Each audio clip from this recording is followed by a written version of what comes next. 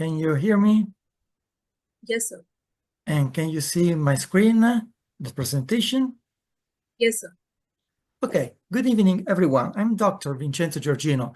I want to thank Regina Brown and Magnus Group for this prestigious invitation. In the next 20 minutes, I will aim to demonstrate the crucial role of myofunctional therapy, not just as an addiction to interceptive orthodontic treatment, but as its driving force. I will explain how orthodontics works concurrently with myofunctional therapy to address orofacial myofunctional imbalances and achieve stable correction of malocclusions in pediatric patients.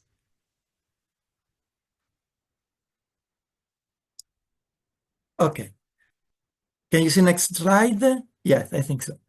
I feel it's important to preface this short lecture by stating that I am an international speaker for myofunctional research, and my clinic's approach is centered around the use of MyoBrace appliances.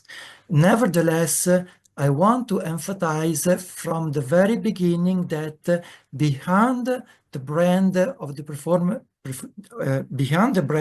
Perform device, the key factor is how it is actually implemented.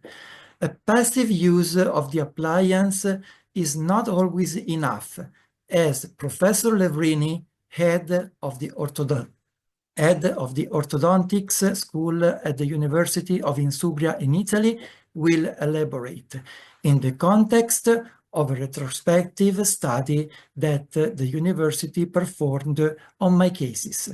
Listen to him. Thanks to Giorgino. We have studied his patient.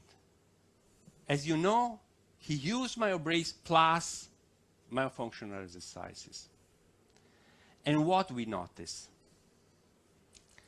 If I see only the overjet, that in Giorgino increased 3.5, and I compare to the ones of the MyoBlock is 3.7. 3.7 means that MyoBrace and twin blocks works in the same way, but if you add myofunctional therapy to MyoBrace. But if you add myofunctional therapy to the treatment, actually it's the other way around. The myofunctional therapy is the treatment, and we add various preform appliances to help us in achieving predictable results. But what is myofunctional therapy? Myofunctional therapy is the therapy that aims through muscle exercises to promote adequate muscle contraction and the education or recovery of the correct functionality of the stomatognathic system. The principles behind myofunctional therapy are motor learning, learning how to perform a movement correctly, and consequently unlearning the incorrect one, training and putting into practice what has been learned. This, repeated over and over again for a long period of time, leads to the formation of a neuromuscular automatism called motor engram, which means that the patient finally performs that movement correctly without having to think about it. If we are not able to establish the motor engram, we could have a myofunctional relapse, which usually anticipates the orthodontic relapse.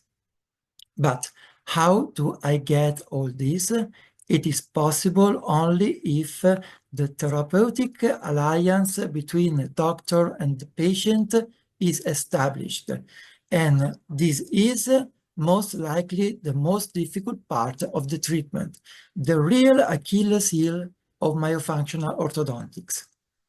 Myofunctional therapy was born precisely with the aim of intercepting and correcting orofacial myofunctional imbalances which prevent the harmonious development of the dental arches.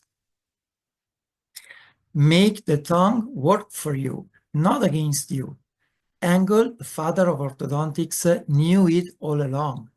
He called the tongue a living orthodontic appliance. He also warned us about the dangers of mouth breathing. So why are we so focused on just straightening teeth? Why aren't we addressing the root problems like tongue function and breathing? It's like trying to build a house on a shaky foundation. More than a century has passed since Engel's time, and together we finally have a deeper understanding of epigenetics. Epigenetics is a complex field, so I'll try to explain it simple. Each individual is unique. We are born with a genetic potential known as genotype that is passed down through generation. In an ideal world where everything goes according to plan during pregnancies, birth, postpartum, breastfeeding, growth, and development, we should be able to express and realize this genetic potential and become the best as possible.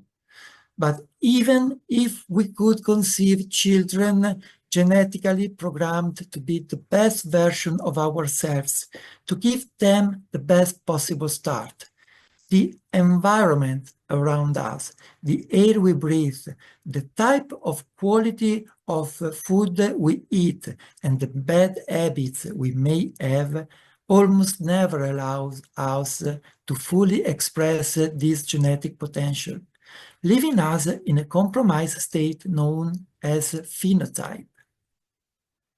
The fact that a genetic trait has not been fully expressed does not mean that the trait has disappeared or no longer exists. It simply means that some patterns of behavior have suppressed its expression. To put it in a more academic terms, human beings are complex dynamic systems whose development depends on nonlinear interaction between their components and between them and the environment. The science that studies this phenomenon is epigenetics, which is rewriting evolutionary and developmental biology in many fields, including medicine and dentistry. Huge strides have been made in this field since the mapping of the human DNA was completed a few years ago. With epigenetics, we are trying to understand the mechanisms that regulate the expression of DNA. Think about this. Today, when a patient comes to us to correct a malocclusion, which we know is linked not only to the position of the teeth, but also to the poor development of the jaws, the diagnosis and treatment plan are based on cephalometric analysis. But what if these anomalies, together with the alteration of facial aesthetics, gnatological and temporomandibular disorders, and problems of speech articulation, were the results of an orchestra that plays poorly? An orchestra composed of unhealthy environmental factors, unfavorable hereditary factors, diseases and the age of the patient, and orofacial myofunctional imbalances, which in turn could be the cause or consequence of further problems outside the oral cavity. The conductor, the epigenetic code, which is affected by all these factors that interact badly with each other and with the external environment, will certainly not be able to give its best. This is why, when we talk about malocclusion, nowadays we agree to classify it as a syndrome. In fact, it is not a disease, because it does not have a clearly definable etiology, nor is a problem of genetics, which is only one of the actors in a complex epigenetic picture. Malocclusion has a multifactorial etiology, so I wonder and I ask you if, in light of what we know today, it still makes sense to start the diagnosis from the cephalometric analysis. I'm not telling you not to do it. I'm just saying in the diagnostic phase to consider every possible variable that intervenes in determining the malocclusion. Myofunctional treatment protocol allow us to identify, treat, and cure orofacial myofunctional imbalances, to abandon bad habits and sensitize our patient to improve their diet. Believe it or not, diet matters. Way back in the early 19th century, Weston Price noticed that when Native Americans changed their diets, they developed malocclusions in just one generation because they stopped eating foods that required them to chew. Our kids need to chew. Give them carrots, apples, celery, anything that makes those jaw muscle works. Furthermore, we can integrate our treatments with preformed devices that actively train the muscle to restore their correct muscle tone and proper posture.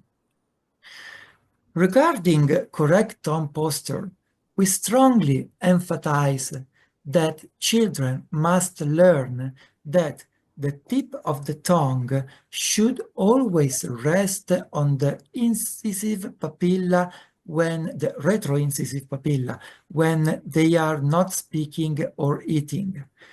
Right in that spot, there are 5 different types of nerve receptors that, when stimulated and in combination with myofunctional therapy, engrain the correct tongue posture so that the tongue can express its fundamental role in shaping the shape of the upper jaw. In order to create the home for the tongue, here it will be important to integrate orthopedic and orthodontic techniques that, however, do not interrupt but rather promote myofunctional therapy, because after 8 years of age, the upper jaw cannot be remodeled only thanks to the correction of the tongue posture. We have to make the home for the tongue. But even more so, engramming the correct tongue posture plays a fundamental role in repositioning the mandible. The tongue and the lower jaw are intimately connected. Some authors see them as a single organ. You understand well that if I change the habitual position of a resting tongue, I automatically reposition the lower jaw as well. That's why I tell you to be careful with diagnoses that derive from cephalometric analysis, because if after a few months of treatment with myofunctional therapy amplified with preformed appliances, the jaw is repositioned, diagnostically speaking, I essentially have another patient. And I don't have time to talk about swallowing, so I will not, because I want to spend one slide talking about breathing. Do we really need to remind ourselves of the importance of correcting mouth breathing? This is the primary thing that we must learn to diagnose and correct, not just concerning daytime breathing, but above all, nocturnal breathing, which is crucial for pediatric patients because children grow while they sleep, and we know that. Dyspnoic children face the risk of developing neurocognitive deficits, a Ketchman warned us back in the 19th century. Worse yet, they could even be victims of sudden infant death syndromes, as Guilleminot's research has shown. A tongue tie can lead to improper swallowing, and we swallow an average of twice a minute through the night. This can cause countless apneas, putting infants at serious risk, It is a matter of life and death. Why have we abandoned the once common practice of snipping the lingual frenulum in newborns? It's clear that we need a paradigm shift, just as Thomas Kureper, one of my favorite authors, advocated for in its time. He was a leading voice in recognizing the flaws in the traditional cause and effect approach to orthodontic diagnosis. His words resonate deeply. Working backwards, one day we will undoubtedly arrive at the beginning. How nice it would be to start from the opposite direction. I'd like to conclude by showing you the areas where we have our young patients perform the exercises and where we instruct them on how to use the performed appliances. As you can see in this video, I've created dedicated spaces within my practice where children feel at the center of the treatment, rather than educating them in a sterile environment like a typical dental clinic, which can often generate anxiety and fear. This is essential because this treatment relies heavily on the child's active participation. We need to engage them, make them feel empowered, and ensure they are comfortable. This is just one of the many valuable lessons I've gained from Professor Chris Farrell and the numerous esteemed mentors I've had the privilege of meeting along the way. But above all, I want to thank my patients who are so dedicated to their exercises. The most rewarding aspect for me is the quality and predictability with which we see incredible outcomes thanks to the proper implementation of the protocol. Thank you for your attention, and be myofunctional.